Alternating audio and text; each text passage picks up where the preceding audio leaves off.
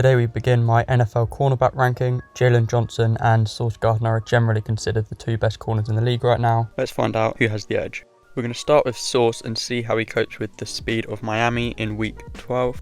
First thing to mention is that apparently the Jets run a pretty basic vanilla cover 3 system, which means we might have to nitpick for the times where Sauce is truly press man dealing with the receiver one-on-one. He's not the most reliable tackler, Sauce Gardner, but to be honest, I'm not someone who cares that much about tackling in a corner. I just want you to be able to cover. Here you see the versatility of Sauce to match up with the tight end because of his size and length. He also shows good body control here. Getting some of the fun stuff here with Sauce matched up against Tyreek. You don't want to see him in the open field, but this is why size and length is important. Red zone situation, Sauce has got him down. So this is Jaylon Waddle, and you see that obviously Sauce doesn't have the long speed of a Tyreek or a Jaylon Waddle, but no corner does really. Jaylon Waddle is one of the shiftier receivers in the league, so the fact that Sauce is able to stay right there with him is very impressive. I said he's not the most reliable tackler because he is a bit lanky and awkward that way, but this is instincts in full display as well as real burst and willingness. So he does get beaten for speed here, but it's silly to be too critical because he's a guy supposed to be 6'3" and have the speed of Jaylon Waddle. It's not really fair. He was actually right there as well, just couldn't quite break it up.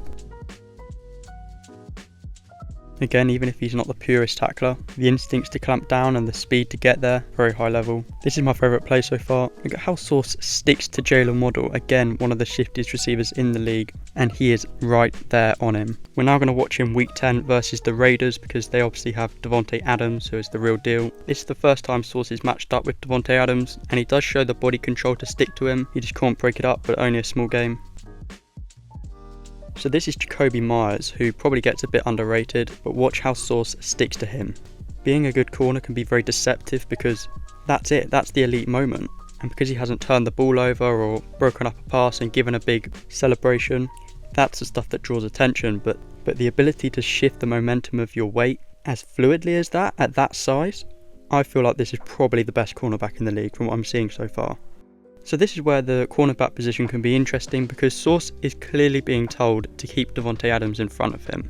It does look like man coverage, but it looks like off man coverage. So even though he gives up a reception here, he is only doing what he's been told. It doesn't look like Adams got an edge on him with fluidity or anything like that. This is what I mean with the subtle movements. The way he just sticks to Davante Adams here.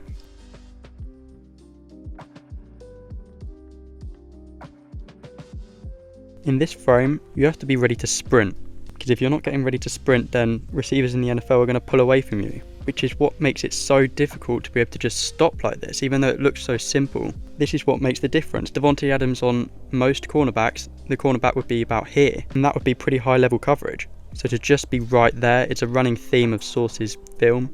To me, it looks like the best slot corner in the league if he was 5'9".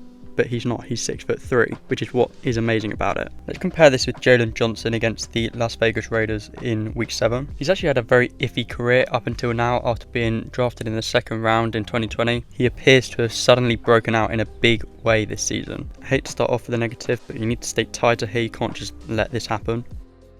So on the first few plays here, I'm already starting to see why Jaylon Johnson has become a big deal. I would argue he looks more fluid than Sauce Gardner. That's not to say that he's going to be better, but just in terms of sticking his foot in the ground and pouncing on the receiver, not that Sauce wasn't good at that, he was very, very good at that, but seriously impressive movement skills from Jaylon Johnson so far. He doesn't have the length that Sauce has, but he seems to have a bit more explosiveness than his combine numbers when he got drafted in 2020 would suggest. He definitely has a pop to his step. He's actually an even less reliable tackler than Sauce statistically, but does a nice job here keying in. So he does get beaten here. This looks like off-man coverage, which typically you'd be looking at your receiver to adjust to their movement. He's definitely looking at the quarterback's eyes. I don't know if he's being told to do that, but you'd like him to be a bit more focused on the receiver's movement. Otherwise you get caught out like this. This is what I mean by the step. This allows him to play off man and still make up that ground. It's this reactionary step that he's got and instincts to react to the receiver's movement. I don't know if he's always had that or he's learnt it and that's why he's suddenly improved because he picked up that ability. This was actually complete because he couldn't stick an arm in there and break it up, but he was right there on the receiver. He just continues to show the same things throughout this game, the fluidity and the ability to control his movement, stop on a dime, all of that stuff that I'm big on.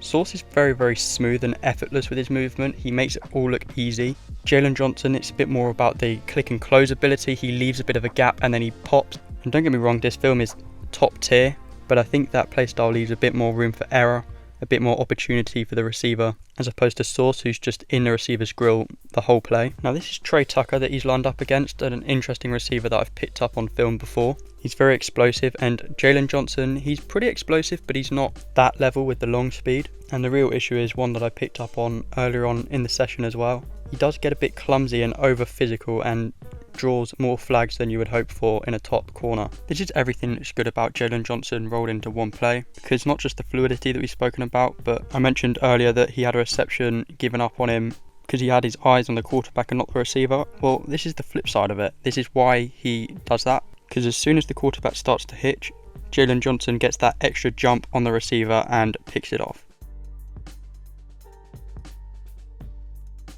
So certainly two very, very good cornerbacks on top of their game right now. This may well be my cornerback 1 and cornerback 2 in this ranking. We'll see if I get to a cornerback that I think is worthy of this discussion. In terms of separating these two, I am going to give the edge to Sauce Gardner because the receiver doesn't get a moment to breathe with him. He's just there the whole time. It's a rare blend of fluidity and size. But very, very impressive season from Jaylon Johnson as well, bringing it all together. Hope you enjoyed the video, and I'll see you next time.